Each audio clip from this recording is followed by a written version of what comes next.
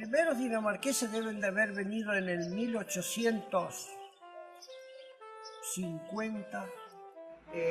Juan Full fue el primer danés que llegó a la zona de Tandil, cuando Tandil era un fuerte. El comandante lo recibió, el comandante Parejas creo que se llamaba, y se hizo un miembro más apoyó a todo el adelanto que se pudo hacer en Tandil. Vino en un carro con 4 bueyes, traía un arado. Fue uno de los pioneros y uno de los que le enseñaron o le enseñó a los indios y a los argentinos a sembrar trigo en esa época. Y después creó un molino harinero con piedras de los cerros, hizo 2 piedras para moler el trigo. Está la torre de su viejo molino todavía en Tandil. Manejó muy bien todo y llegó a ser intendente de Tandil, ese hombre. Que eso era Juan Full, pero había otra persona que era Andreas Madsen, el que estuvo en el Chaltén, o sea, como es allá en el sur, en Calafate, ¿no es cierto? Ese era otro de los que llegó en toda esa época.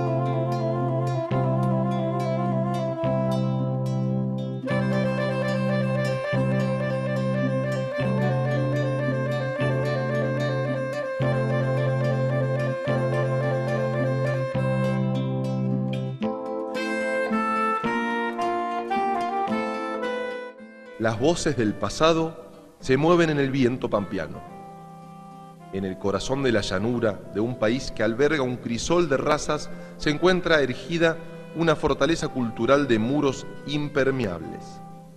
El tiempo la llamaría la pequeña Dinamarca.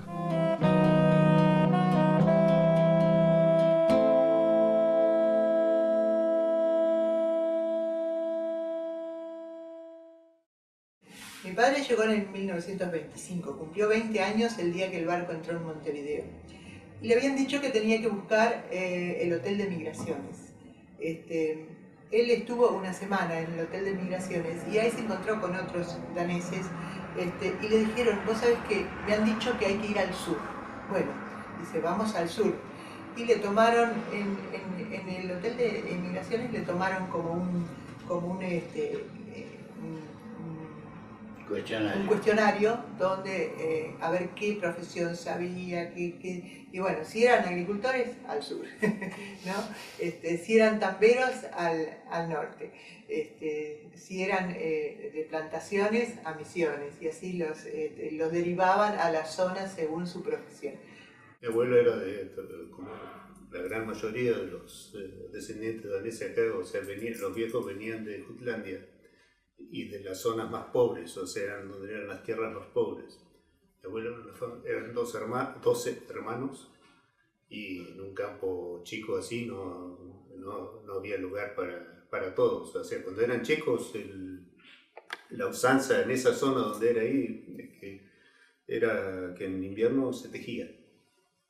Y después se tejían medias, chalecos, o sea, se hilaban la lana, todo, y hacían. Y después los más grandes trabajaban en el campo, hacían el trabajo ya en la primavera, y los más chicos salían a caminar, iban por los pueblos y iban vendiendo los productos. Entonces tenían un pequeño ingreso. Era muy, muy común eso. Don Blas Ambrosios era tío de mi abuelo José Ambrosios Christiansen, y estos dos se terminan casando con 2 hermanas, o sea que eran sobrinos, tíos y cuñados también, en la parte de los Christiansen. Pero tanto José Ambrosio Christiansen como don Andrés Poulsen vienen a trabajar con Blas Ambrosius en Irene. Era costumbre, yo creo que de todas las nacionalidades que vinieron al país, ayudarse mucho entre ellos. O sea, primero venían como peones y según si te destacabas como peón o como empleado, ese patrón te ayudaba a salir adelante. O sea, compraban sus primeros 8 caballos, eran contratistas, después arrendatarios y así terminaron comprando campo. Pero yo creo que la inmigración mundial ha sido muy grande, porque, no sé, la inmigración danesa a los Estados Unidos y a Canadá fue 10 veces más grande que lo que vinieron acá a la Argentina. Ahora, pero yo creo que debe haber sido por una crisis muy grande en Europa, que empezaron a salir de Europa buscando mejores horizontes. El comentario o la historia que yo tengo por ejemplo, de Andrés Poulsen, era que prácticamente vino de lo que llamamos nosotros caminante o de croto, porque en Dinamarca no se podía vivir. Esa es una de las versiones que tengo. Conoce a Lars Beckhøy, que era que había venido él con toda su familia a la Argentina en 1890 más o menos, y después de unos años acá, era una familia grande, o sea, los hermanos se quedaron y los padres, y él se volvió a estudiar a Dinamarca. Y ahí fueron compañeros de colegio, y en ese año o meses que estuvieron ahí le habló mucho de la Argentina. Así. Bueno, se entera de Argentina ahí, en ese entonces tiene 20 y pico de años, 24, 25 años. Y entonces, bueno, se contactó nuevamente con su compañero y en 1903 se viene para acá. Ya con el contacto con la familia con Lars, que había sido su compañero. Bueno, mi padre llegó a la Argentina después de haber hecho el servicio militar en la Marina, en Dinamarca, en el año 1922. Estuvo primero en la zona de Orense, que era donde estaba su cuñado y su hermana. Hizo de carnicero, hizo de tantero, empezó a trabajar con un arado y 12 caballos. Luego ya logró, ¿no es cierto?, después de varios años de trabajar así, un cacho de campo donde hizo su primera experiencia como agricultor. En el año 1955 logra recién comprar la primera fracción de campo, que es la que nosotros todavía tenemos como la parte de donde él se inicia, ¿no es cierto? Pero bueno, Argentina debe haber sido porque era un país nuevo, un país desconocido, creo, porque un poco los dinamarqueses todavía les debe haber quedado un poquito la sangre, como se dice, vikinga. Realmente le impresionó, le gustó, porque él siempre, la Argentina que era grande, había posibilidades enormes, ¿no es cierto?, para cualquiera que tenía ganas de trabajar en esos años y todavía, ¿no es cierto?, en la Argentina hay múltiples posibilidades, ¿no es cierto?, que quizás ya en Europa no había. Bueno, ellos llegan en el 1900 acá y en el 1916 compran estas tierras y construyen directamente, digamos, estos palacios, porque varias de estas estancias danesas es una cosa de loco, la edificación, los parques que se hicieron. No todo el mundo le fue tan bien tampoco, porque en el momento que yo estuve en Dinamarca visité a algunos de ellos y no tenían de los mejores recuerdos de lo que había pasado en Argentina. No fue para todo el mundo bombones de dulce leche y chocolate, no fue tan así. Blåvandshuk sale de donde nació el abuelo en Dinamarca, que es su pueblo, en donde hay un faro en la punta de una península, dentro de la península de Jutlandia. Bueno, cuando compra este campo, junto con otros 4 dinamarqueses, compran el campo que se llamaba La 21, y estas 700 hectáreas las llama Blåvandshuk, que se dice que quiere decir punto agua azul por la posición que tiene su faro Dinamarca. Y seguimos manteniendo el nombre por respeto al abuelo y bueno, entre algunos productores decimos que los nombres de los campos no se cambian. También está la posición de otros que se dice que los nombres tienen que ser latinos o indios o con un origen de la región, pero bueno, en este caso el abuelo le puso Plovansuk y así quedó. Y mientras que yo esté, yo creo que ya los chicos también lo van a seguir respetando ese nombre y todo el mundo lo conoce, la estancia, por el nombre raro, diría. Los abuelos, los papás de mi abuela, llegan a la Argentina, se instalan. Una vez que se instalan en el casco de lo que fue la estancia de ellos, de la Margarita, construyen un rancho también tipo chorizo, bien argentino, que tenía las condiciones muy criollas, pero a su vez también tenía la galería más dinamarquesa, porque siempre las llenaban de flores, cuenta mi papá, ¿no? Tenían un rancho con tonadas dinamarquesas.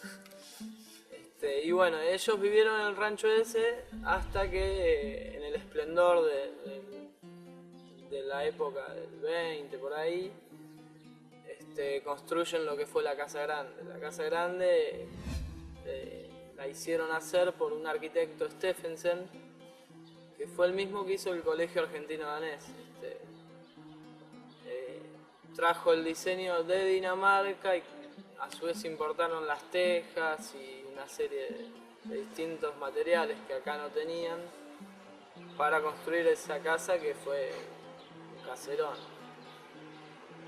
Por la cantidad de metros cuadrados, por los detalles de pisos, de muchísimas cosas que tenía, que el día de hoy vas y está intacta la casa, construida de primera calidad.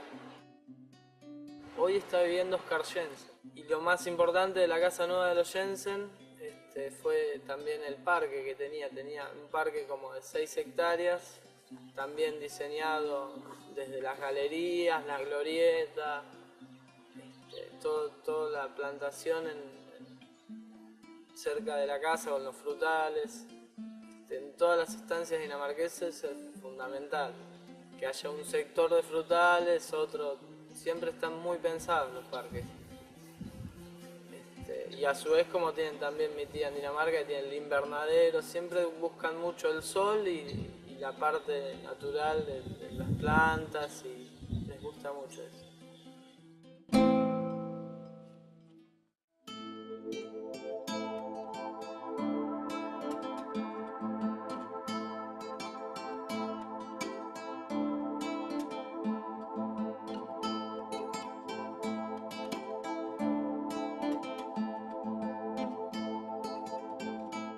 Había dinamarqueses, se radicaban en las partes donde mejores campos tenía la Argentina, porque eso lo fueron palpando de a poco, ¿no es cierto?, al ir llegando. Había muchos dinamarqueses que habían venido para este lado y habían escuchado hablar de las pampas argentinas y del gran espacio, de la buena tierra.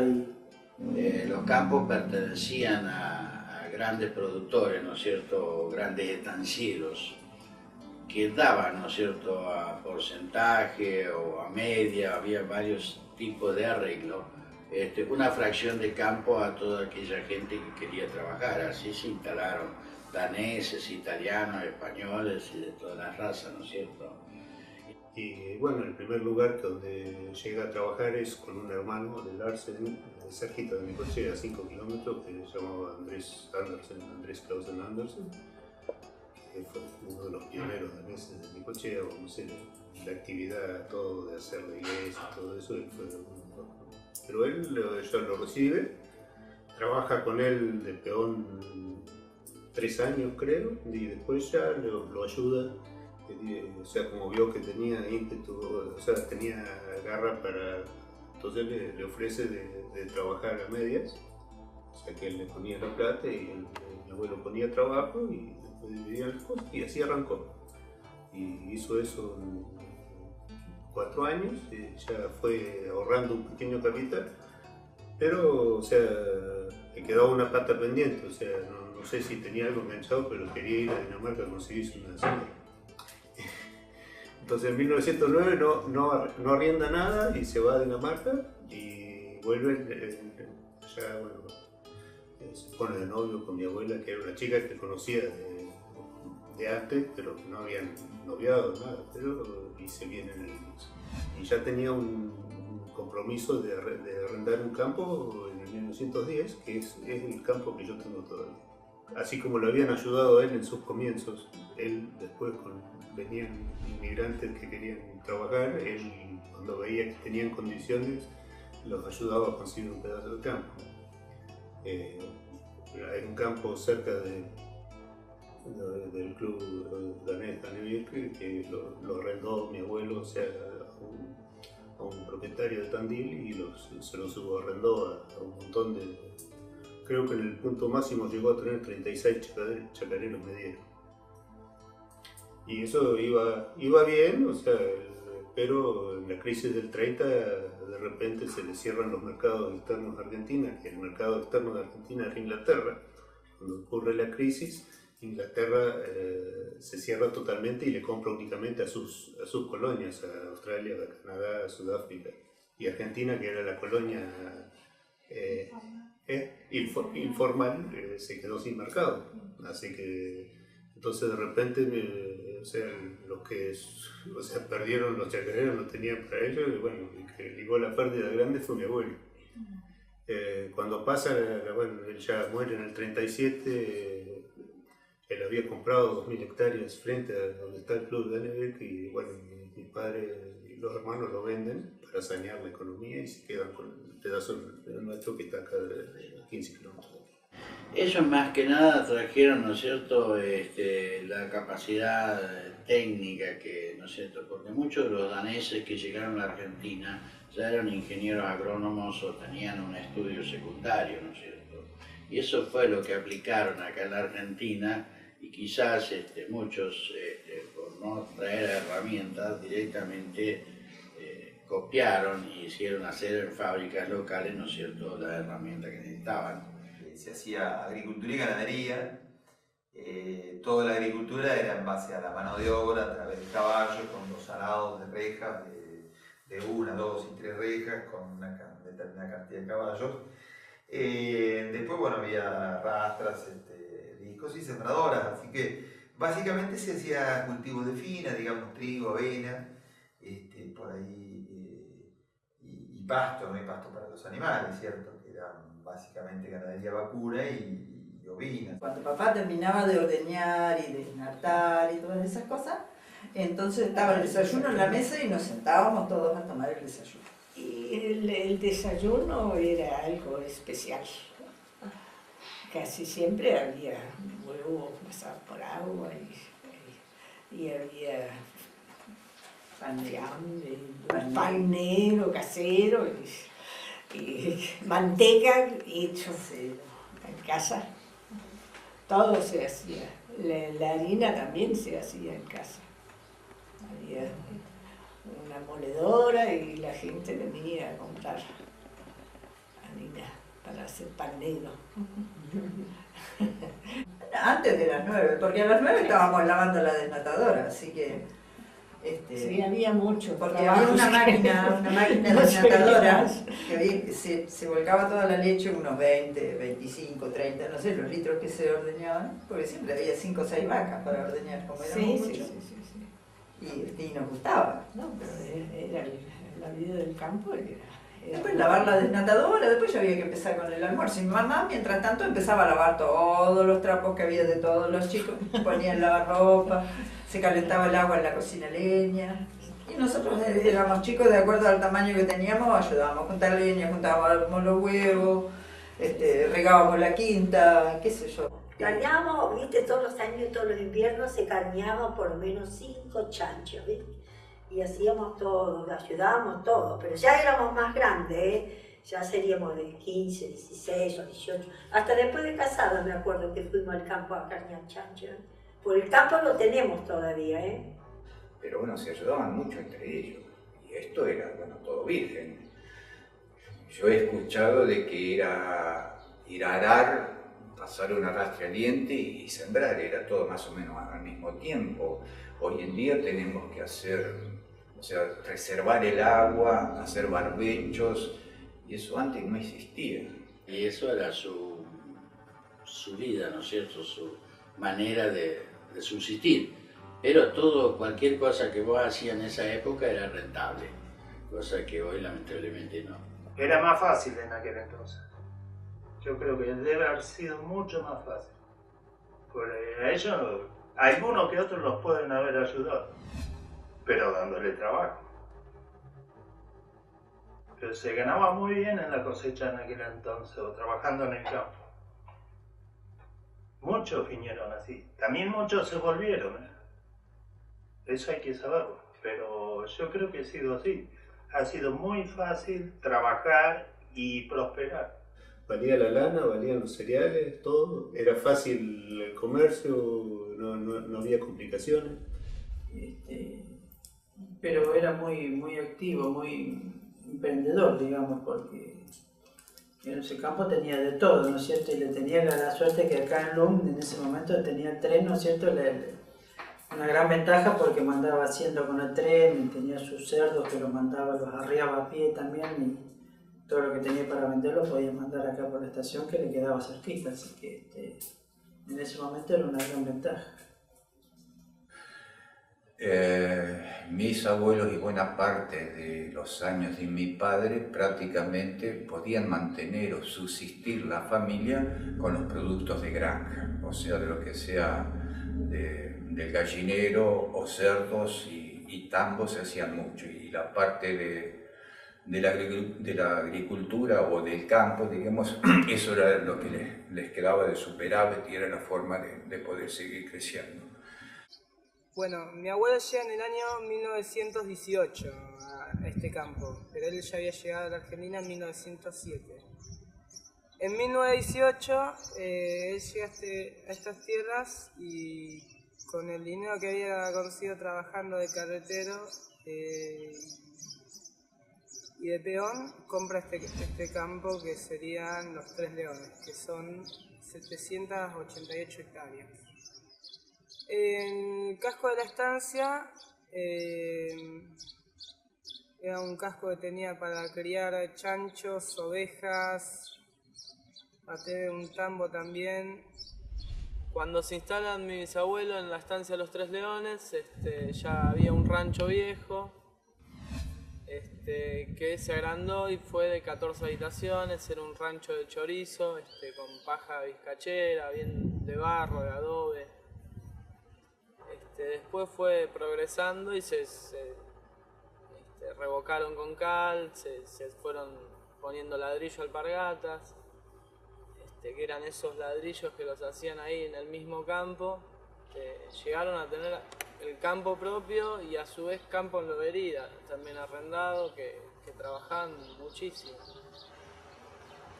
El casco viejo ya no pertenece a la familia, pero bueno, las tierras acá están, siguen siendo algunas de los descendientes y es parte del patrimonio familiar, ¿no? Es muy difícil volver ahí. Sí, en realidad nosotros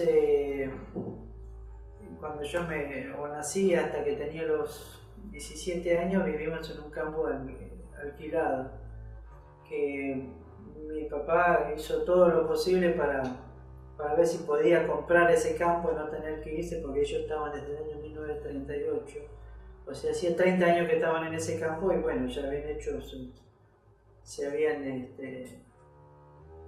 ¿cómo decirlo? Se habían acreciado ese lugar y bueno, para ellos fue muy difícil tener que irse, pero tuvieron que hacerlo y bueno, justo dio la casualidad que le daron este pedazo de campo y bueno, en la mudanza, bueno, llevamos todas las cosas a la casa de mi tío Adolfo, que ya estaba viviendo acá, y se compró una casilla y se empezó todo de nuevo, porque no había absolutamente nada, acá era todo campo, pero campo sin nada, así que tuvimos que lotearlo, tuvimos que plantar árboles y construir un galpón, y bueno, la casa vino después, de a poquito, después con el tiempo. Nosotros vinimos acá en el año 1968 y la casa se echó en la década del 70, la gran mayoría, 74, 75 hasta el 82 más o menos que se terminó, ¿no es cierto? Bueno, y sí, ahí ya prácticamente todo lo que tenemos se terminó en esa época, ¿no es cierto? Hoy en día ha llegado la siembra directa con los cambios que eso ha ocasionado, para bien o para mal, porque en algunos aspectos creo que es beneficioso y otros por ahí no tanto. Nosotros hacemos algo de siembra directa y algo de convencional. Le llamamos convencional el laboreo del suelo, aunque no usamos más el arado de rejas, usamos el cincel y los discos. Pero bueno, esa es más o menos la actividad que hacemos así a diario, pero como digo, depende del momento, ¿no? Antes se hacía lino, que eso hoy en día ha desaparecido, el lino ya no se hace más. Los números no dan para hacer lino. Y bueno, y hoy en día está apareciendo las colzas, que no son cultivos nuevos, pero sí son nuevos para la zona que no se han hecho. También el girasol, también se está experimentando con la soja, que no es la zona apropiada para hacer soja, porque acá los veranos son muy secos, nos falta mucho el agua y no terminamos los ciclos. También es cierto que antes cosechaban capaz 1.000, 1.200 kilos de trigo, que no era tan fácil juntar ese trigo. La otra, que tampoco sembraban tantas hectáreas, porque como dije al principio, el motor de la fuerza eran los caballos. La mayoría de las hectáreas estaba dedicada a los caballos. Hoy sí, podemos cosechar 4 o 5.000 kilos de trigo. Entonces da la impresión, viste, que era mucho más fácil antes, pero lo que pasa es que antes cosechaban pocos kilos de trigo y en poca superficie, porque la superficie estaba ocupada con los yeguarizos. Ya entrando el uno por uno en los años 90, ya para el campo ya era más. No era rentable, digamos, que hace sembrar trigo. Entramos, sí. Cuando salimos la convertibilidad del 1 a 1 ya fue se mejoró. Y bueno, en la hora actualidad no quiero tocar el campo ya con todo conflicto que actualmente no. Uno hace las labores propias previas a lo que es la siembra de los cultivos, la protección de los mismos con la aplicación de los herbicidas, los fertilizantes y demás, hasta llegar a la cosecha, cosecharlo, procesarlo, digamos, en cuanto a la carga, introducirlo en los hilos, cargarlo, todos los camiones, venderlo.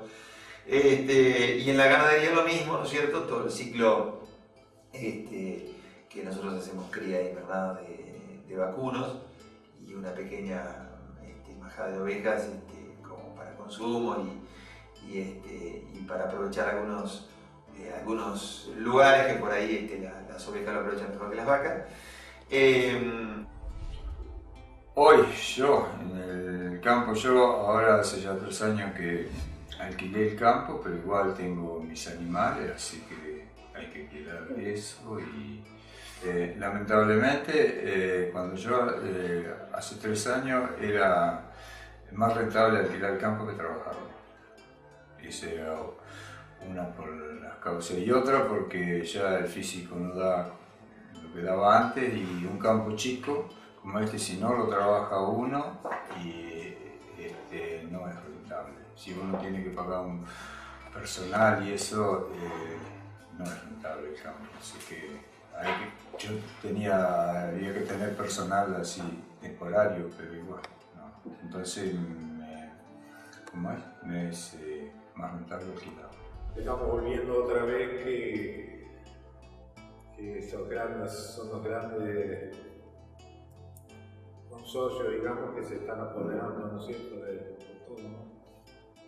Que el hombre mediano no puede seguir. El campo chico ya no va más.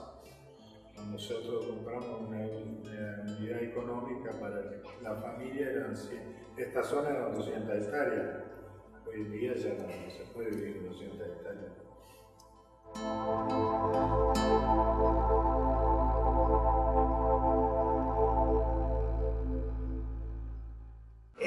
Lo que más nos obligó a mis padres a aprender el castellano fue la época de la guerra, porque mamá llegó acá en el año 38, cuando la guerra fue en el 40, y no podían recibir lectura danesa. Entonces empezaron a leer, porque no había televisión, no había radio, leían muchísimo, siempre se leía a la noche. Así que empezaron a leer libros en castellano y así aprendieron el idioma. Mamá aprendió a hablar perfectamente y a escribir sin faltas. Mis abuelos, la verdad, tengo que ser sincero, no me acuerdo de haberlos escuchado jamás hablar castellano. Eran durísimos. Era tan así aferrado el danés, diríamos, que mi madre recién aprende a hablar el castellano a los 12 años. Y la verdad que me da vergüenza, pero me parece que tenía 10 o 11 años, pero sabía, entendía, pero no estaba acostumbrado. Para mí un poco una incógnita cómo se defendía, pero en general pienso que es porque se relacionaba con casi la mayoría, digamos, dinamarqueses que ya estaban acá. Que recién mi padre puedo decir que hablaban bien el castellano, que ellos fueron relacionándose con los demás argentinos y hablaban bien el castellano, ¿no es cierto? Sí, me costó muchísimo cuando empecé en el colegio, acá en La Dulce, en los colegios argentinos. Ay, sí, porque no sabíamos nada en castellano, era todo, te digo, que tuvimos profesores daneses en el campo que nos enseñaban todo lo de Dinamarca, todo, sabíamos todo las ciudades, sabíamos cómo se llamaban los mares, todo, mejor no sabíamos nada de la Argentina, pero de Dinamarca todo. El idioma danés, ¿no es cierto? Yo nací hasta aprendiendo el danés, ¿no es cierto? Era el idioma de todos los días. Y como hasta los 8 años no supe otra cosa. Yo el castellano lo aprendí a través del personal que trabajaba en casa. Ahí lo fui aprendiendo, cosa que no me pasó eso de ir al colegio sin saber el idioma. Porque me acuerdo que acá había personal desde ya castellano y se reían de nosotros porque éramos duros, éramos para hablar castellano. Así que lo primero que aprendíamos era danés. Y yo siempre lo seguía hablando hasta que vivían mis abuelas. Después, ahora me cuesta un poco, pero el idioma, practicándolo, lo sigo hablando. Sí, cuando yo llegué en 71, la mayoría de las misas eran dinamarqués. El pastor antes de mí no estaba tanto tiempo y los mayores querían seguir exclusivamente en dinamarqués. Yo empecé a decir, pero también hay una parte de la congregación, también a través de los matrimonios, donde una parte no entiende el dinamarqués, así que tenemos que tener algo en castellano también. Y durante esos 38 años es así que ahora tenemos más misas en castellano que tenemos misas en dinamarqués. Que viene más gente a las misas en castellano que viene a la misa en dinamarqués.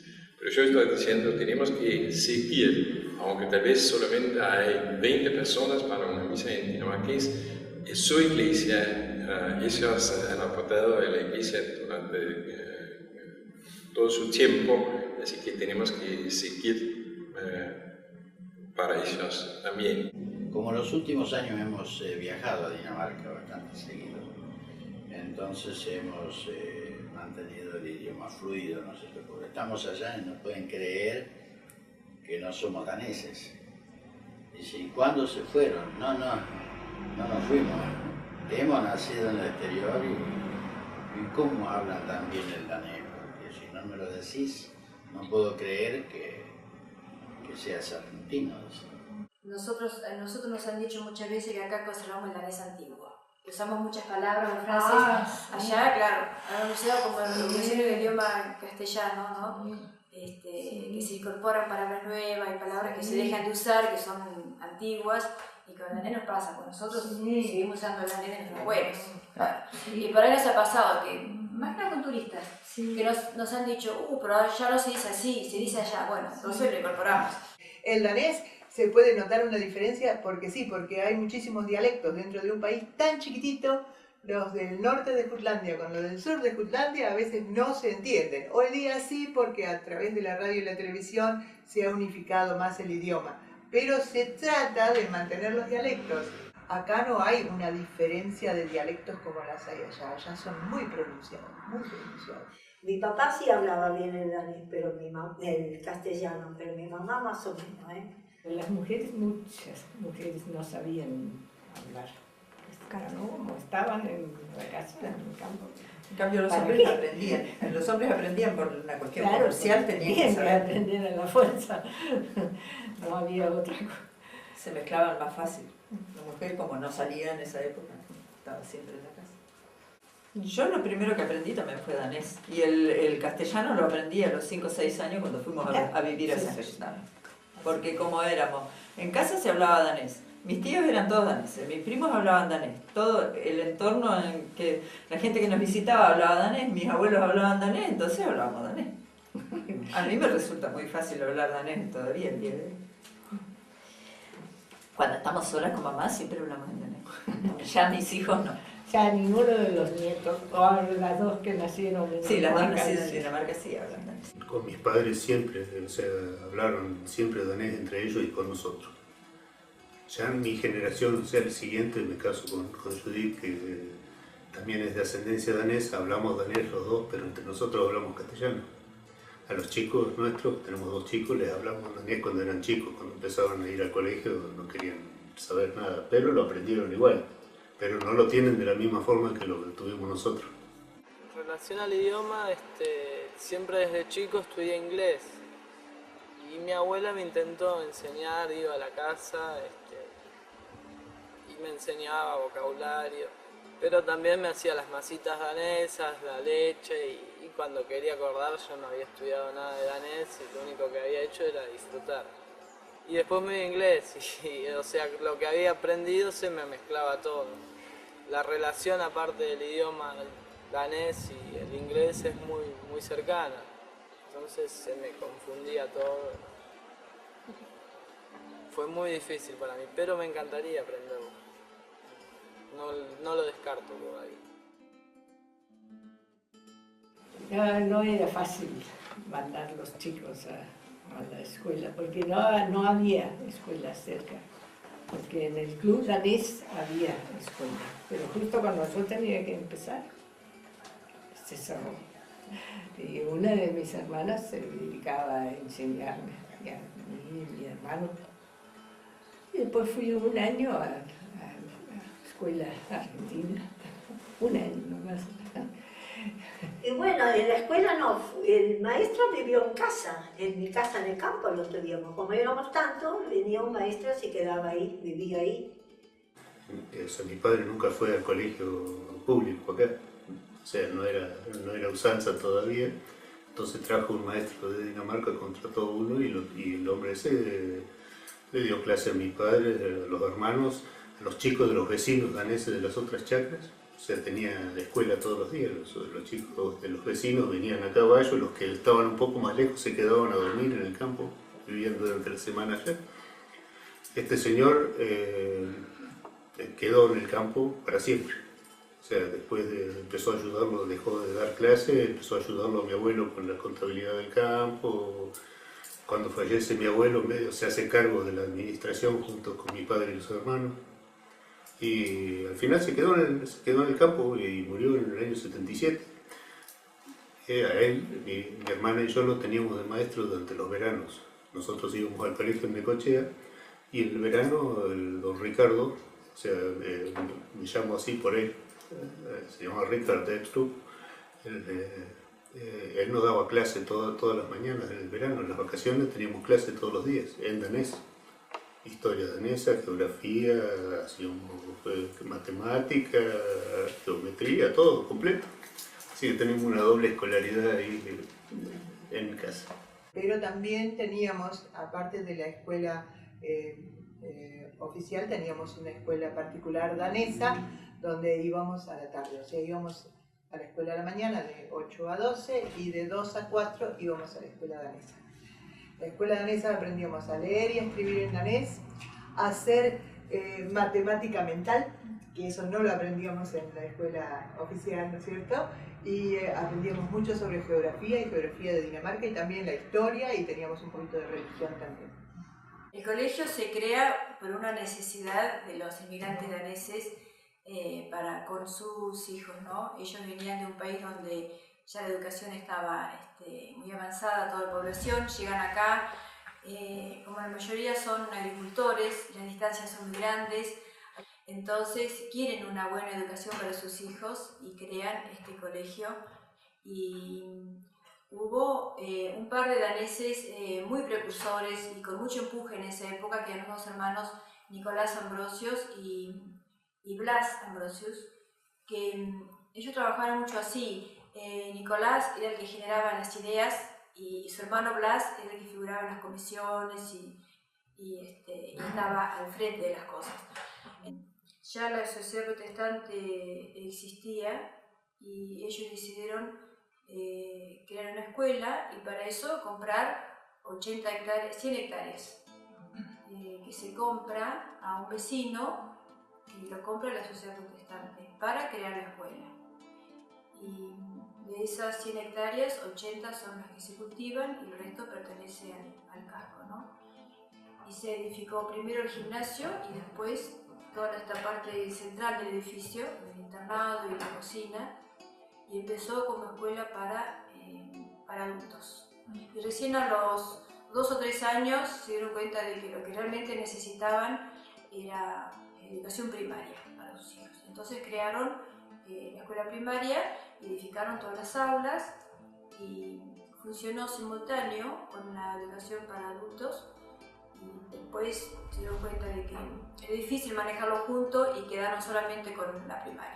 La escolaridad era en la mañana, a la tarde o teníamos labor o gimnasia o deporte y éramos 130, 128, 126 chicos. Atletismo se hacía muchísimo. Muchísimo. Las características principales del colegio es que está emplazado en el medio del campo, es un colegio rural, con todos los avances modernos, pero justamente que estamos en contacto pleno con la naturaleza y muy alejados justamente de los vicios citadinos, ¿no? Eso es una de las características más importantes que tiene el colegio. Un proyecto que salió desde la escuela, en algún momento, hace unos cuantos años, se propuso visitar Dinamarca, hacer un intercambio de alumnos, de chicos, y bueno, así se comenzó a estrechar lazos con Dinamarca y recepcionan alumnos que van de acá. Y bueno, decidimos probar de hacerlo con el primer grupo de egresados de noveno año. Y logramos conseguir una escuela con características muy similares a esta, y los chicos participaban de las clases. Y esos lazos siempre continúan, ¿no? Siempre se continúa a través de una comunicación, de un mail, siempre está, no se pierde. No es tanto lo danés que se enseñó hoy día en el colegio. El colegio es tradicional. Lo que es bastante tradicional para los alumnos es que una noche por semana tienen baile común.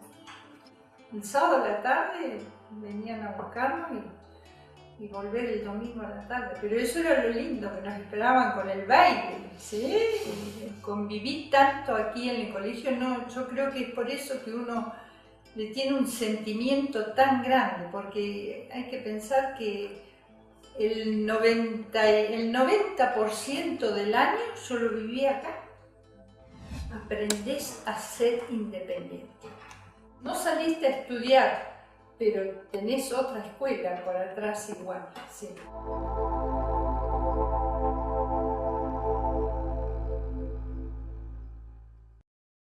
Con respecto a la costumbre, por ahí las costumbres se han congelado. En la época de que vinieron los bisabuelos, vienen con toda esa costumbre, se armó todo el club, todo lo que sea, y como que queda congelado ahí, digamos, en el tiempo. Pero en la época de los bisabuelos que vinieron acá, viene con sus costumbres de ese momento que era contemporáneo, de esa época, que vinieron para acá y como que se congelaron, siguieron con todo eso. ¿Viste? Mientras tanto la sociedad danesa siguió evolucionando, se olvidaron de la... O sea, ¿se han olvidado o no? O se han cambiado un poquito, qué sé yo. y cuando se quieren acordar como que no son iguales, no son las mismas del país de origen, digamos. Yo cuando me casé con mi marido, yo tenía 24 años y él 33, me llevaba 10 años. Y yo aprendí tanto de mi marido, las costumbres argentinas. Por ejemplo, en la cocina nomás, yo no hacía ravioles, ni hacía gnocchi, nada de eso se hacía en el campo, nada. Bueno, en la casa de danesa no se hacían esas comidas, era otro tipo de comida, por ejemplo. En el club danés se hace una aldea danesa todos los años, que se hace como una calle de Dinamarca, con árboles y las banderas, y hacen así unos stands con casitas que han preparado especialmente para hacer distintas cosas que venden, sándwiches danesas, tortas, cosas de...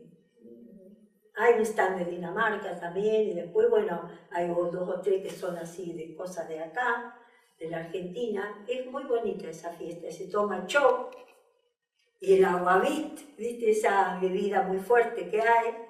No sé, debe ser como 30 años que se hace esa fiesta. Yo ya ni me acuerdo, pero hace años.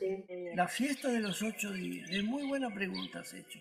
¿Ves que se reúnen todos los exalumnos viejos del colegio? Se reúnen acá en una semana y se dan conferencias en castellano. Traemos o se traen, ¿cómo se llama?, conferencistas de Dinamarca. Y se hacen conferencias en dinamarqués, se hacen en castellano y todo así por el estilo. Hemos tenido primer ministros, hemos tenido de Dinamarca también, que han venido acá y que han hecho conferencias también. Por eso que digo que el colegio danés es una cosa que debería perdurar toda la vida. Bueno, yo te cuento, cuando yo era chica y cuando mamá llegó a la Argentina, acá no existía un árbol de Navidad y ella estaba acostumbrada desde chica a festejar Navidad con un árbol decorado. Acá no existía el árbol de Navidad en los años 40. Todavía era una costumbre germana que no se había introducido en el país. Ni el Papá Noel. Es una cosa relativamente nueva. Mamá no conseguía velas para poner en el árbol. No sé, alguien encontró que tenían velas de cumpleaños en unas cajitas y bueno, las puso en el árbol. Pero esas cosas nos hacían distintos en esa época. Ahora no, porque todo el mundo sabe lo que es un árbol de Navidad y lo que es el Papá Noel. En relación a las tradiciones navideñas, por ejemplo, tenemos costumbres distintas porque no armamos el árbol el 8 de diciembre, sino que lo armamos el 23, el 22, 23 o 24. Pero lo armamos a la fecha de Navidad porque nos gusta más usar un árbol natural. Bueno, la quema de la bruja se hace un plato típico criollo, si se puede decir, con postres daneses y después los chicos salen afuera y juegan a la búsqueda del tesoro con otros entretenimientos, mientras que la gente grande se pone a jugar al truco y a la canasta, se hace un torneo. Como hace mucho frío, lo hacemos en este salón o en el hogar. Se toma klöck, es para entrar en calor, con buñuelos, y después se realiza la quema de la bruja. Y bueno, es especialmente hecha esa fiesta para los chicos, ¿no? Porque se juega con la fantasía de ellos, ¿no? Y es un evento tradicional de toda la vida, ¿no es cierto? Que bueno, es un poco la quema de la bruja simbolizando a todos los malos espíritus y bueno, entonces se quema a la bruja como para ahuyentar a todo eso, ¿no?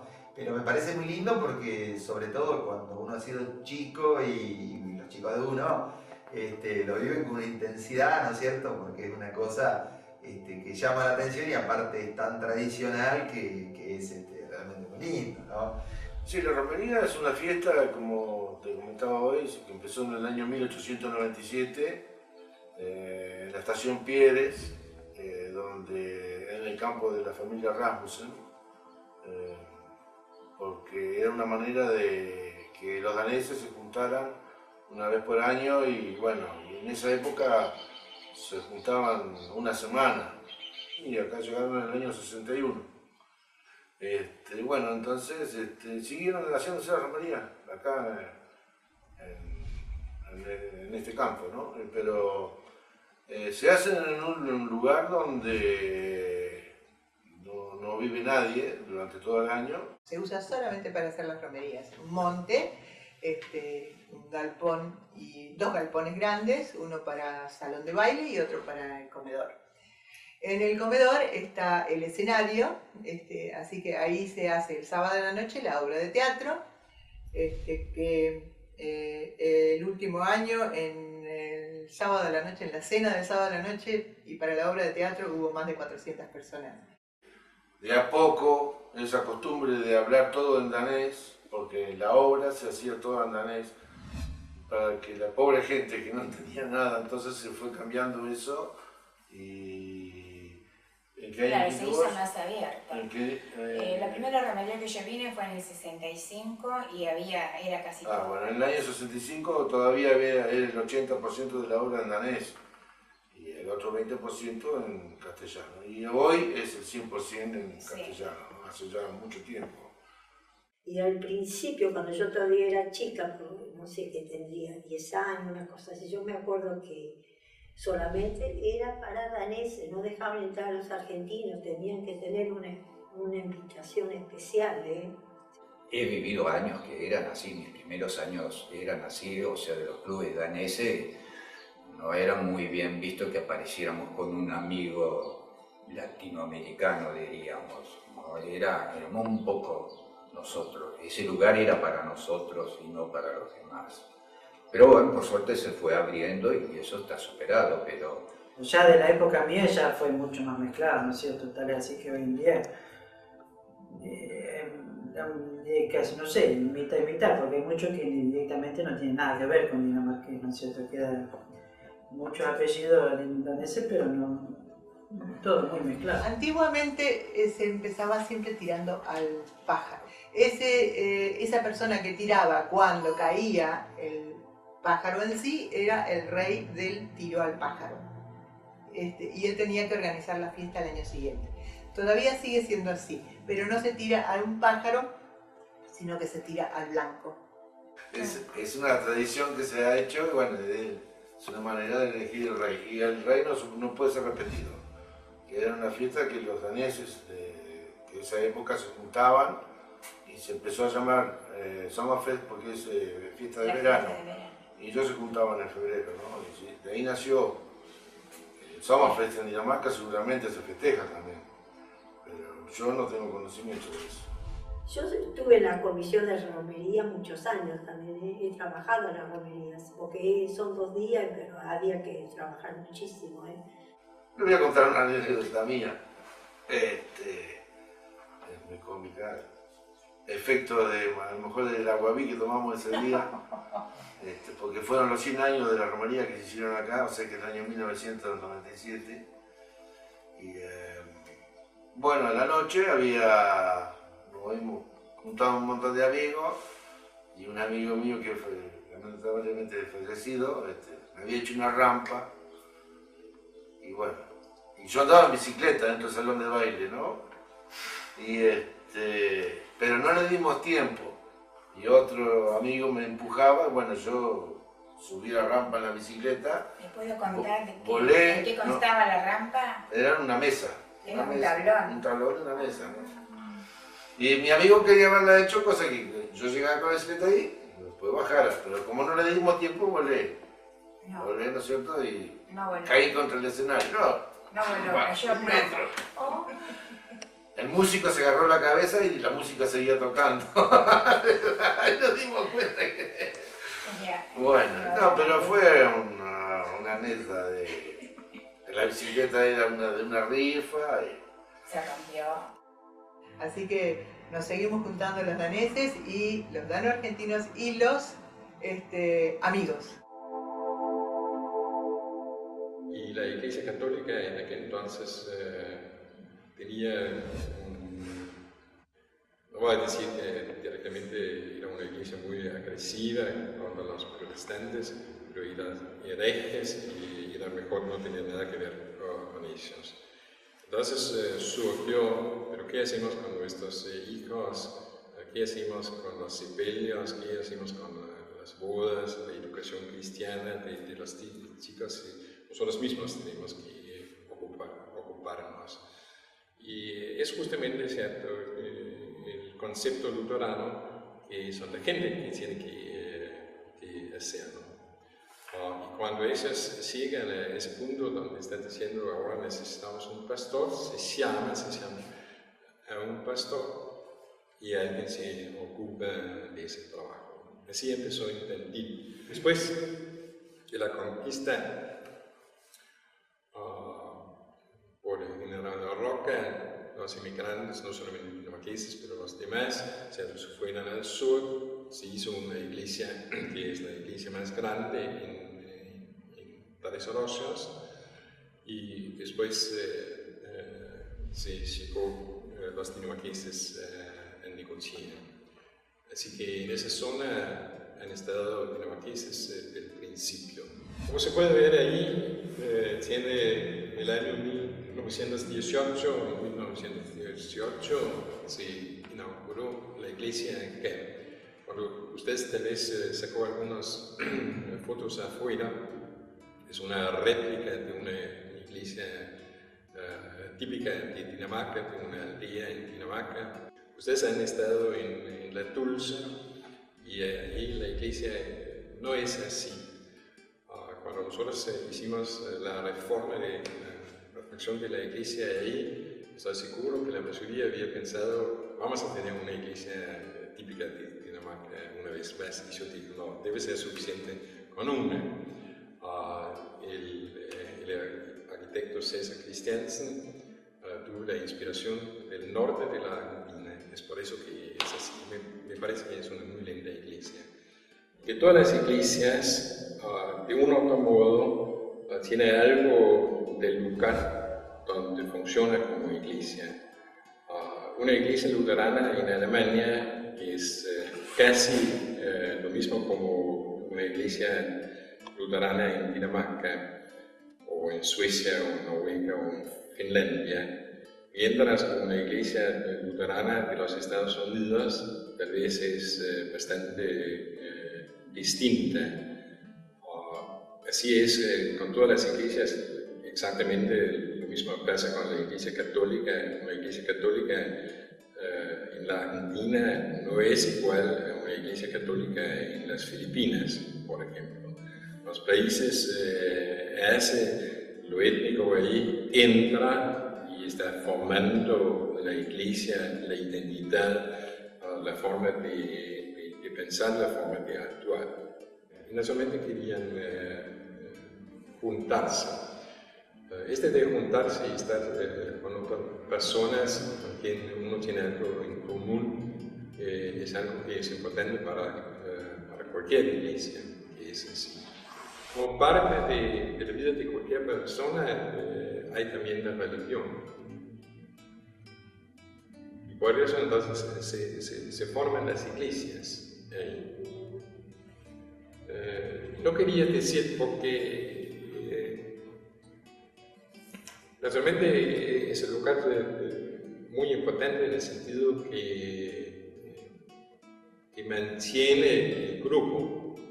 Porque el mismo grupo usa, pero el mismo grupo ha usado los clubes también, con la misma finalidad. Los clubes tienen étnicamente, ¿cierto?, su causa en lo étnico, pero la iglesia lo tiene en la religión.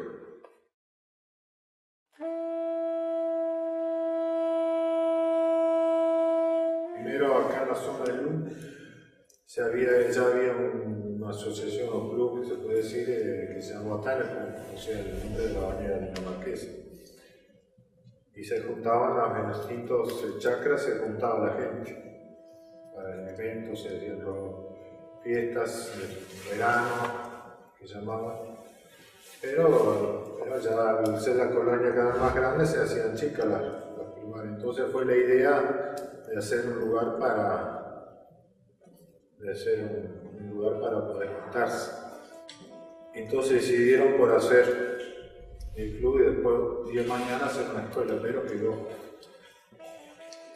Se hicieron las piezas al costado y quedó como escuela, porque esto se inició como escuela. Y funcionó como escuela los primeros, sí, hasta el 35 creo que terminó, donde ya se hizo una escuela con un vecino. Y pues ya se dio como club. Nos juntábamos acá todos los fines de semana. La posibilidad de ir al pueblo por camino, tránsito, comunidad no eran tan fáciles, entonces nos juntábamos acá. En bicicleta, otro que podía venir en auto mejor, o el caballo también se venía. Venían muchos chicos, además se hacía el club de niños. Yo, como él decía, nos conocemos desde el club de niños, de campamentos, de la fiesta de Navidad, había que hacer una obra teatral y bueno, estamos en el escenario acá del club. Después tenían las madres que estaban en la cocina, los padres bueno, que hacían o el arbolito o trabajaban los suyos, y después estaban los abuelos, era más como que había más generaciones. También siempre se trató de hacer entre todos los clubes y todos los lugares de no tener la misma fecha, así la gente también podía ir a los distintos lugares. El vínculo siempre fue de chico, venir a la fiesta, todas esas cosas. Y eso se conoció acá, así que ya de todo, mismo solo. Puedo decir que ya prácticamente me quería en el club, porque yo desde que nací prácticamente que estaba yendo al club, ¿no es cierto? Deportes, en un principio alcancé, pero después se dejó de practicar, se hacía mucho atletismo. Y después sí, lo que sí había torneos entre los distintos clubes daneses era el handball. Y se practicó mucho fútbol también, en distintas ligas, ¿no es cierto? Que se practicaba fútbol también, pero como el vóley, así. Ya era una costumbre que todos los domingos, lo que ya en esa época vivimos todo en el campo, así que los domingos era ir al club y reunirnos y comer una parrillada y practicar. Y bueno, en algún momento, cada 2 o 3 meses, siempre había un torneo grande de handball donde se jugaban varios partidos el mismo día sábado y bueno, después se terminaba una cena y baile y eso se hacía así cada 2 o 3 meses, siempre había algo de eso, ¿cierto?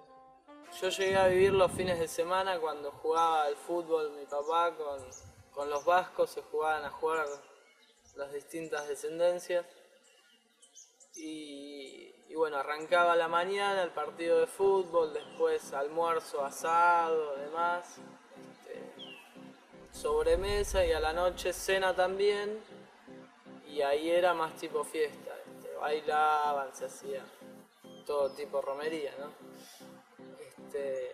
Y yo siempre terminaba durmiendo en la bodega. Era chiquito y ahí terminaban unos cuantos más. Pero no, era increíble. Aparte los más grandes nos cuidaban, era muy sano todo, muy familiar. Que hoy el ir al club me despierta una emoción tremenda. Fueron momentos muy felices. Era competencia, al final los deportes, bueno, me quieren forzar, una excusa para no unirse, pero otros también, o sea, yo he hablado con gente grande y tal vez, bueno, tu mamá mismo dice que, bueno, él estaba en el tractor, lo dejaba en primera o en tercera y ese se bajaba del tractor y se iba corriendo a la par del tractor y lo esperaba en la otra punta. Y eso para entrenarse, mi suegro a veces ponía, no sé, bolsas no sé si de harina o de qué, y salía a correr con botas para ser mejor, más ágil y en la competencia poder ganar. Cuando éramos chicos había un equipo de atletismo y entonces mi papá nos había hecho dos palos con un cosito como para sostener el palo para hacer salto en alto, ¿no es cierto? Entonces practicábamos en casa. Saltábamos, teníamos un montón de arena, saltábamos salto largo y salto alto, practicábamos más o menos, ¿no es cierto? Porque después participábamos en torneos. Había torneos entre el club danés, aquel, en Necochea y el colegio de Cascallares. No sé, una de las anécdotas, bueno, que es la tradición más que anécdota, es en los campamentos, las chicas dormían adentro y y los varones afuera en carpa, y la gran aventura era escaparse, y entonces el pastor salía con una linterna y alumbraba y te decía, vos tenés que venir afuera, tenés que entrar adentro a dormir, y bueno, entonces no sé, el pastor estaba como 2 horas buscando a la gente que se escapaba, a las chicas que se escapaban para tratar de entrarlas adentro, y bueno, esa era la gran aventura. Algunos le escondía la campana, que la campana está colgada ahí afuera. Entonces cada cosa que hacían los chicos, el pastor tocaba la campana y bueno, todos tenían que entrar. Entonces nunca faltaba alguno que sacaba la campana y la escondía, la tiraba bajo las plantas, ya lejos. Tenemos otra anécdota que le hiciste vos, papá. ¿Qué es eso? No sé si era una despedida, era una reunión acá, y que encontraste un peludo. Con un peludo, con un cuero zorrino. Claro, le cuelé un zorrino, se lo puso arriba del peludo y largó arriba de las mesas donde estaban todas las mujeres el peludo que iba con el cuero de zorrino, así que esto fue un revoloteo. Eso fue una despedida soltera. Esas ocurrencias podían pasar acá en el club. Broma de campo. Sí. Hoy cuando uno ve fotos o recuerda momentos pasados del deporte y de las fiestas, muy especial. Muy buenos momentos, Leandro. Ana Laura y empezó a venir al club, y acá Alfredo, ya se notaba que el club venía, no era lo que era antes. No supimos actualizarnos para que atraer la juventud que vuelva o que se siente cómodo acá, ¿no es cierto? Hubo una reunión en el 2002, 2003. Sí, en el 2005, en el 2005, que ya era para cierre definitivo. Se había tratado desde el 2000 de reflotarlo, pero la gente estaba cansada, siempre eran los mismos, no se hacía mucho. Hubo una reunión definitiva, había muchas deudas, y se dijo, bueno, se cierra definitivamente o hay que hacer un cambio drástico. Y bueno, y ahí fue donde dijimos, bueno, la topadora no, porque esa era una posibilidad, medio en chiste, broma que lo dijiste, pero es como que todos tomamos conciencia porque realmente las instalaciones no estaban ya habilitadas, ya estaba todo muy venido abajo. Todo ese brazo.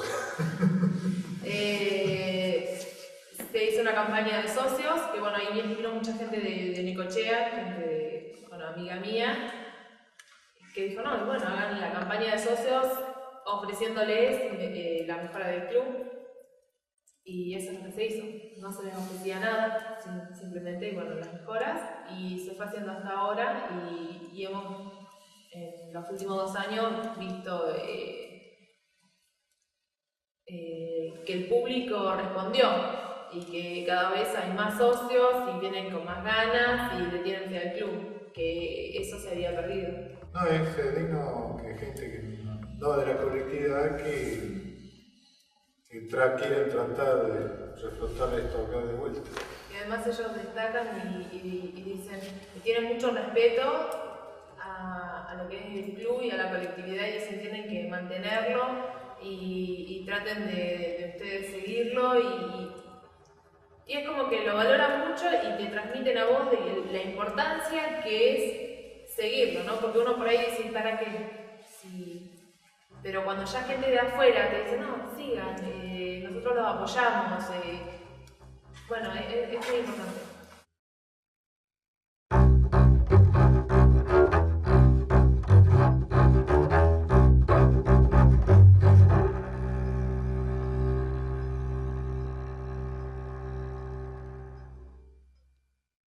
En principio, digamos, lo que movilizó, creo yo, fue un tema cultural, porque el club, o se hacía un rescate del club, o el club pasaba a ser un paraje, un lugar totalmente, digamos, deshabitado y en ruinas. La idea es hacer una revalorización de toda la cultura danesa, desde lo gastronómico, desde lo intelectual, desde lo que es la cultura danesa, lo que implicó para esta zona, o sea, es la tercer corriente a nivel mundial que se asentó, digamos, de esta forma en el sur de la provincia de Buenos Aires, entonces no es poca cosa. Es decir, es única en cuanto a instituciones, o sea, en otros países del mundo se vincularon a la sociedad y no crearon instituciones propias. Acá sí lo hicieron y por eso es que hay mucho de la cultura que se ha mantenido. El club danés es único, el colegio danés es único a nivel mundial, o sea, no existen otros iguales, el cementerio, o sea, uno cuando piensa en turismo y en crear algo con proyección, tiene que buscar cosas que sean bien diferentes para, digamos, poder no solo lograr el desarrollo, que en esto también nosotros desde un punto de vista INTA lo que pretendemos es el desarrollo zonal y es como que a través de los partidos que nosotros, el espacio territorial que abarcamos y las diferentes propuestas y la complementariedad que tratamos de tener, o sea, no solo son los 6 lugares que nosotros tenemos, sino toda la forma en que trabajamos y que tratamos que nuestra actividad se vincule con el resto para que el ingreso no sea solo para el corredor, sino para la gente del entorno.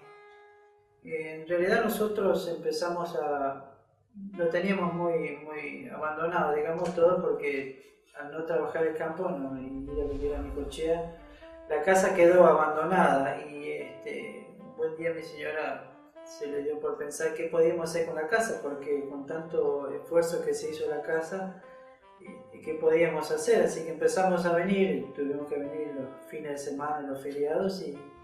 Lo que queríamos rescatar era la esencia, el espíritu del lugar, el esfuerzo realizado, en el caso nuestro, que no conocía a los abuelos de Luis, pero sí conocía a la mamá de Luis y sé de los haceres de su papá, poder mantener esto y que ellos siguieran presentes de alguna manera, es respetarlos y que nuestros hijos pudieran también entender de esa identidad.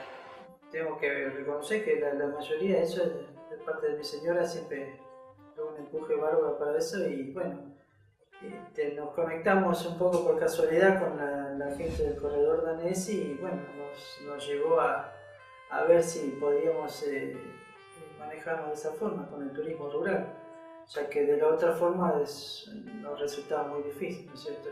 Alquilar el campo y ver si con el turismo rural podíamos encontrar otra ruta, ¿no es cierto?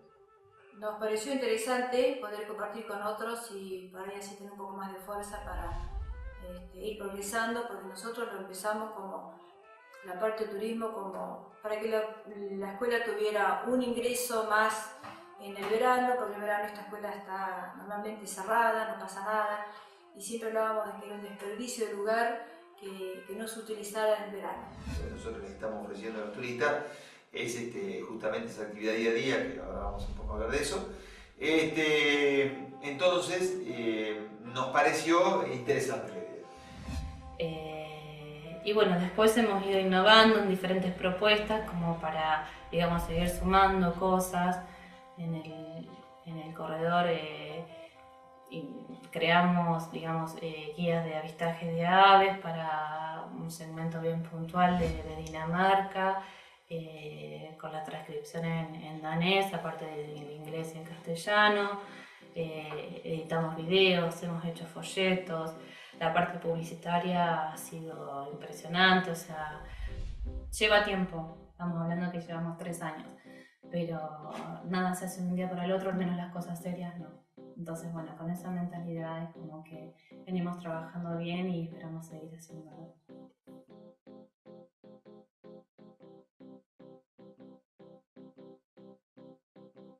Antiguamente los daneses que venían y se radicaban acá, la costumbre era que sus hijos, después de terminar el primario, tenían que ir a Dinamarca.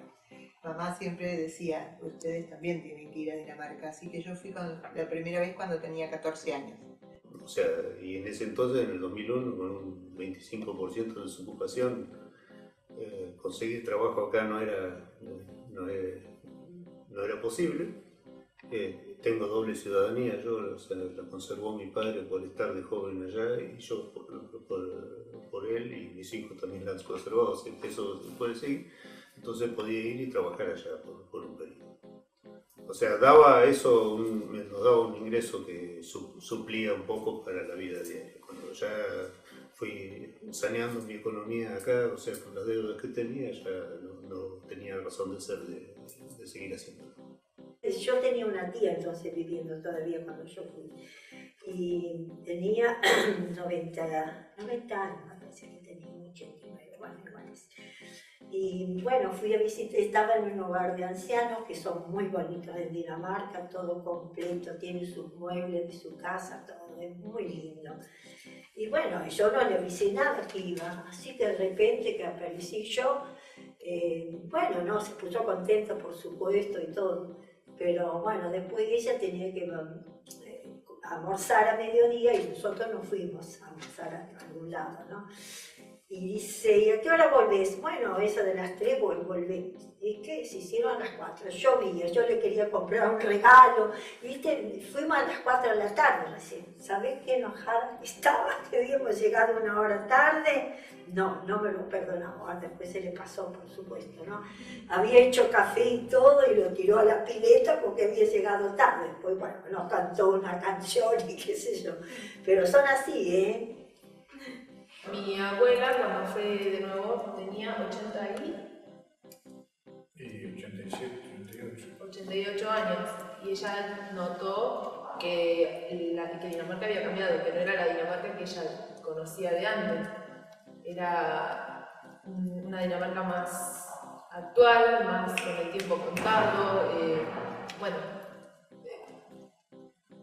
con los problemas de las grandes ciudades, la gente no tiene tiempo para dedicarse al otro y tal vez ella estaba sin querer muy contaminada a lo latino, a lo argentino, que es más expresivo, más de dar abrazos, más de... que ella no se dio cuenta, pero cuando volvió, vio ese cambio, esa diferencia, ¿no? No pienso en ir a Dinamarca hoy porque estoy estudiando en la facultad, pero ni bien me reciba seguramente voy a ir y me gustaría ir por el hecho de que está mi tía, que la conozco de siempre, que vino siempre ella, y a su vez que están mis primos que no los conozco, que son primos hermanos, también sería buenísimo conocerlos. Y a su vez también ver de lo que siempre me hablaron, ver qué sensación me causa, pero uno de los lugares que quisiera ir, primero sería ese. Yo estuve en Dinamarca 8 años y medio y yo de lunes a viernes hablaba el danés, sábado y domingo me juntaba con un grupo de argentinos y los chicos jugaban al fútbol, se hacía un asado, aprendí a bailar el tango en Dinamarca, aprendí un montón de cosas que no sabía acá en la Argentina y que no las valorizaba y las aprendí en Dinamarca. Acá en Argentina yo no sabía bailar el tango, pero sabía bailar folketango, que es la danza danesa. Que eso lo transmitieron, de los daneses que vinieron acá a los hijos y los hijos a los hijos, y bueno, eso es lo que yo había aprendido. Pero porque no me enseñaron a bailar el tango. Porque uno tal vez de chico hace lo que le dicen los padres, y uno tiene una cultura, había muchas cosas que yo veía con una gran incógnita, porque nosotros hacíamos unas cosas y el resto no, porque yo sabía por qué mis abuelos hablaban danés y los abuelos no, por qué nosotros comíamos pan negro, casero y el otro no, porque tenía un montón de incógnitas que cuando uno va a Dinamarca dices, por eso es, por esa tal otra cosa. A mí lo que me ayudó a ir a Dinamarca es como que, estoy más tranquila de por qué vienen o por qué acá se hacen muchas cosas, o mis abuelos hicieron y mis padres, es como que tengo la explicación. Bueno, entonces ahora yo sí las puedo seguir haciendo, porque o no. Yo en otra ocasión te conté que yo me había rebelado contra la cultura danesa, porque decía, no, yo soy argentina, soy criolla, no quiero aprender el danés, no quiero... porque no me sentía, yo quiero ser como el resto y ahora estoy orgullosa. Te puedo contar una anécdota que tengo cuando llego. que yo lo que hice fue llegar de Madrid, volé hasta Madrid y de ahí me quedé un par de días. Era primavera y después fui a París en tren. Me quedé 4 días ahí y de ahí sí, como no entendía el francés, es duro para uno, bueno, te hace entender, pero bueno. Y de ahí sí, me fui a Dinamarca. Llegué en tren. A la mañana siguiente, cuando entramos en el ferry y cruzamos la aduana danesa, y empecé a escuchar a hablar danés. Lágrimas. Estoy en casa. Estoy como en casa. ¿Cuál es el lugar donde se quieren quedar? Es una decisión muy difícil porque hay muchos dano-argentinos, hijos de daneses, que están viviendo ahora en Dinamarca. Extrañan a Argentina.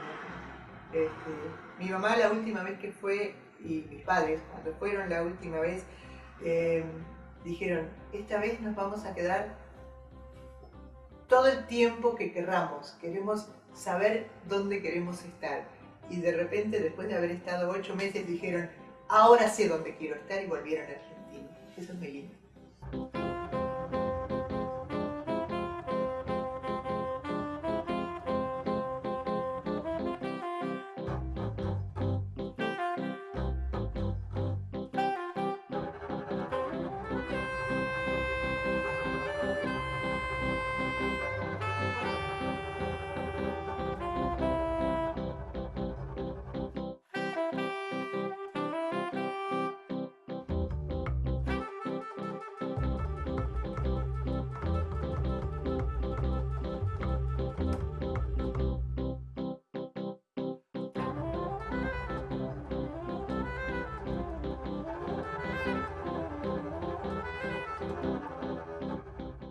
Con el correr de los años, la pequeña Dinamarca ha cambiado su aspecto.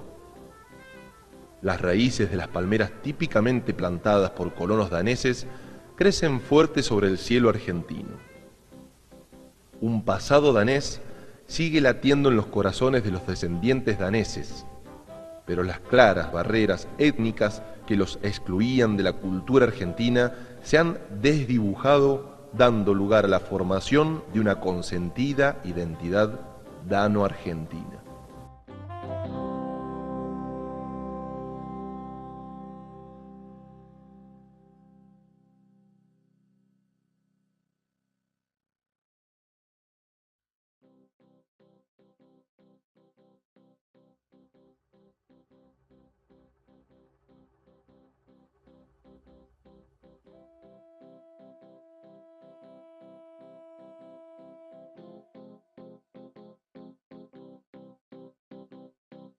Yo deseo que no se pierda, por supuesto, y por eso es que estamos haciendo lo posible para mantener tanto el club danés como el club danés de Tranebäck, como la iglesia danesa, como los 8 días de Cascallares, como las reuniones de congregaciones, como el Sommerfest.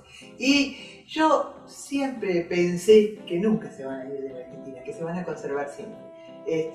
Por más que no se conserve el idioma, a lo mejor, el que el idioma se pierda, no se van a perder las tradiciones, van a quedar arraigadas en el país, me parece a mí, y es mi deseo. Una cosa algo que han dejado nuestros abuelos que no podemos perder, no se puede. Nosotros tenemos como un lema en nuestro grupo que decimos que esta escuela tendría que dar como un aporte de la comunidad danesa a la comunidad argentina, ¿no? Que no se puede terminar con los daneses. No tuvimos una señora de un pastor que fueron muy queridos, una familia Sunesen, que ella siempre decía, sería bueno que la bandera argentina siempre perdurara un hilito rojo de la bandera danesa, ¿no? Como queriendo decir que, bueno, esa mezcla es lo que tiene que quedar acá para nuestra comunidad, ¿no? En nuestro país. Ese es el sueño, que esto pueda seguir funcionando bien. Quiero mi Argentina. Cuando salgo de viaje, yo ya he ido 6 veces a España, ¿no?